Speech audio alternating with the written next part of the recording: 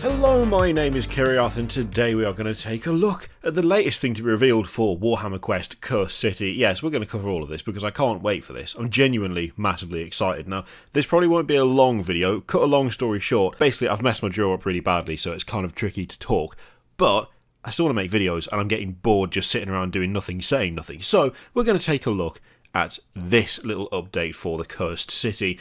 So this is a Rebel Qulathis, which is not an easy word to say if you're me. It just in general, I think, even without the jaw thing, that would still be tricky. So, what do we have? Well, last week we learned about the Orphan Watch. That was just 20 minutes or so. Was it 20 minutes? It was a long time of just gushing over how good the skeletons looked. Because the skeletons look quality. I love the skeletons. They look absolutely solid. The armour looks solid. Basically, I like them enough that I'm starting to just gush about the skeletons again, but that's not why we're here. We learned about them last time. This time we're actually going to meet one of the heroes as opposed to one of the things trying to kill the heroes. So, we have Qulathis the Exile, which is, we assume, an elf.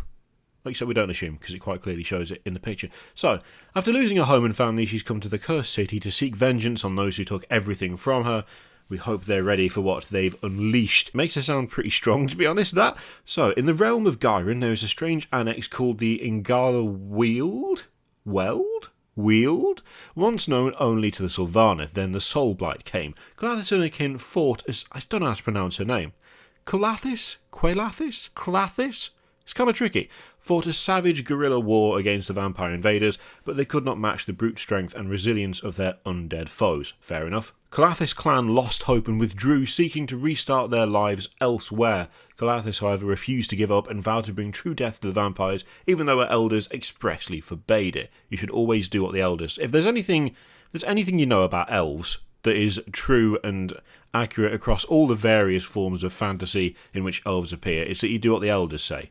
Which is also why every interesting Aelven character basically doesn't do what their elders say. With her blade and her bow, she made her way to Ulfenkarn to seek revenge. And this is what she looks like. I have to say, I really like this. Admittedly, one of my first kind of points that my eye was drawn to was the tactical rock, as it's known. But you know what? For some reason, I feel like if anyone can get away with doing the leaping off a rock pose, it's elves. I feel like that was utilised enough in the film versions of The Lord of the Rings that really we can't really hold it against the elves for doing it. It just feels like part of being an elf now. You find something that's sticking out of the ground, you leap off it heroically whilst firing an absurdly accurate shot from long distance, or indeed from very close range. Either's fine. That's just pure elf, and as such, don't mind the tactical rock too much for this one.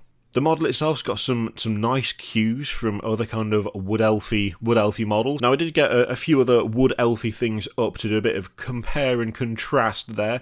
Immediately, as soon as I saw the antlers, I thought of this lad, the Nomad Prince.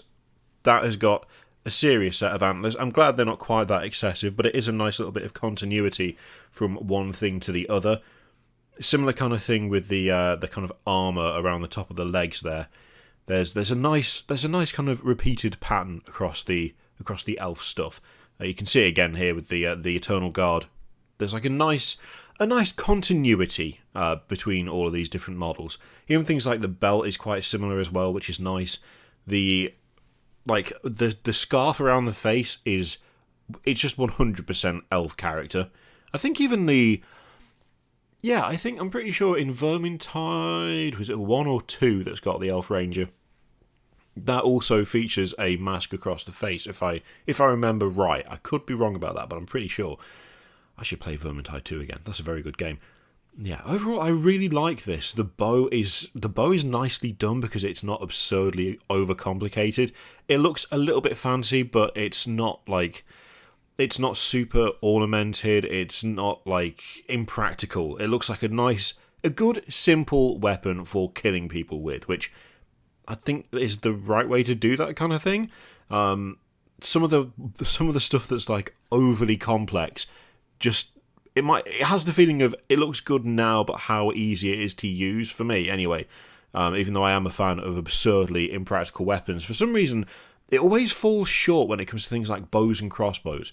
I always just like simple, usable items for those. I'm not really sure why, but yeah, that seems pretty appropriate to me. The quiver, again, is a little bit fancy, but not over the top.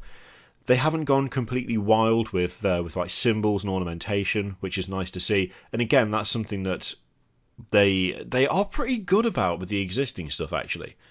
You know, there are symbols, there are gems, there are little swirls and things here and there on these models that, you know, they share a lineage, if you will, but none of it is too egregious. None of it is like totally over the top.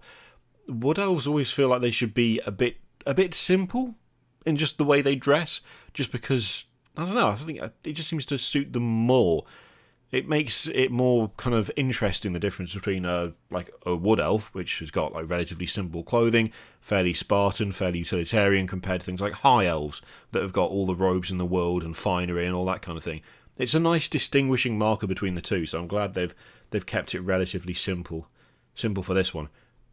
I like it. It's a good model. It's a good model, and as I say, even let them off with the tactical rock. Makes sense with this one. Before leaving, she took an arm-thick splinter of the Oak of Ages past a tree sacred to all elven kind. Qulathis fashioned it into many magical arrows, the better to slay the undead monstrosities that haunt the streets of Ulfenkarn. Available soon. Soon? How soon, though? Can we have it now? Please now. Now would be nice. Also, I totally called it, look.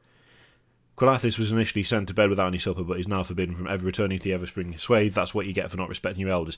Elves have got a thing about it. They really have. They've got a thing about the elders. But yeah, I like that. That is a decent model, and I'm looking forward to this so much. I don't know why, but this is grabbing me way more than Blackstone Fortress did, and I'm not even sure why that is, because Blackstone Fortress is 40k.